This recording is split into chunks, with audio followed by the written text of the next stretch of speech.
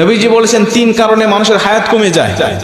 তিনটা আমল করলে, তিনটা বদ আমলে মানুষের হায়াত কমে যায়। দুনিয়ার জমিনে হায়াত কমে যায়, কমতে থাকে, হায়াতও কমে যায়, রিজিকও কমে যায়। বলতে পারেন হুজুর আমরা জানি হায়াত সীমাবদ্ধ, তাহলে হায়াত কেমনে কমে? নবীজি বলছেন, বুখারীর বর্ণনায় আবু হুরায়রা রাদিয়াল্লাহু তাআলা হাদিসটা বর্ণনা করেছেন, মানুষের কিছু নেক আমলের কারণে হায়াতের মধ্যে আল্লাহ বরকত দান করে, আবার বদ আমলের কারণে আল্লাহ পাক মানুষের হায়াতের মধ্য থেকে বরকত ছিনিয়ে নেয়, ওই মানুষটা দ্রুত দুনিয়া থেকে বিদায় নিয়ে চলে যায়। হায়াত নির্ধারিত, রিজিকও নির্ধারিত, কিন্তু আল্লাহ পাক এর মধ্যে বরকত রেখে দেয়। একটা উদাহরণ দিয়ে ভালো বুঝবেন। হালাল পথে কেউ ইনকাম করে মাসে 10,000 টাকা, হারাম পথে কেউ ইনকাম করে মাসে 50,000 টাকা।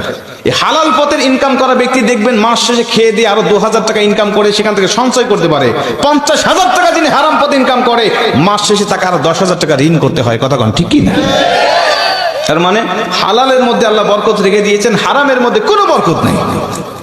নবীজি বলছেন হাদিসের মধ্যে, যদি ওই ব্যক্তি আল্লাহ পাকের নাশুকরি করে, আল্লাহ পাকের শুকরিয়া আদায় থেকে মুখ ফিরিয়ে নেয়, তখন আল্লাহ পাক তার হায়াতটাকে সংকীর্ণ করে দেয়, হায়াতের মধ্যে থেকে বরকত আল্লাহ পাক ছিনিয়ে নেয়।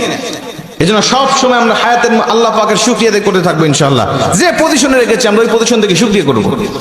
2 নম্বরে নবীজি বলছেন, ওই ব্যক্তির হায়াতটাকে আল্লাহ পাক সংকীর্ণ করে দেয় যেই ব্যক্তি দুনিয়ার জমিনে প্রয়োজনের থেকে অতিরিক্ত খাবার খায়।